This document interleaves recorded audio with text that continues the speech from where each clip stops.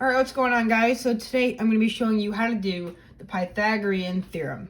Now, before we begin, I want to make sure that you understand, in order to do the Pythagorean theorem, you need to have a right triangle. In order to identify a right triangle, you're going to have something that looks a little bit like this on a straight edge like this. It'll be a straight angle. It'll be 90 degrees. That's the only time you can use the Pythagorean theorem.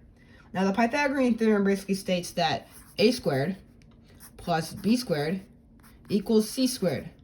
Now, to put that into terms, it basically means the leg squared plus the other leg squared equals the hypotenuse squared.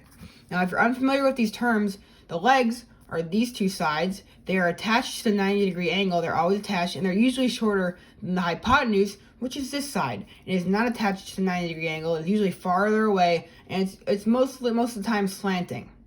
Now, basically, this theorem states that this squared plus this squared, right here, this squared plus this squared is equal to x. So 6 squared plus 8 squared equals x. Now I'm going to write that out right now.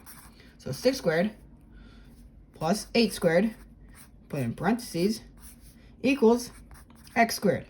Now this is basic algebra, and all you have to do is square 6, which is 36, plus 8 squared, which is 64, equals x squared, which is just x. Parentheses up there, and that's what you're going to have and this step.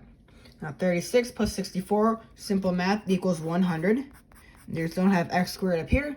Now this step requires you to use the square root of 100. And basically on each side, you're going to square root 100 and square root x squared.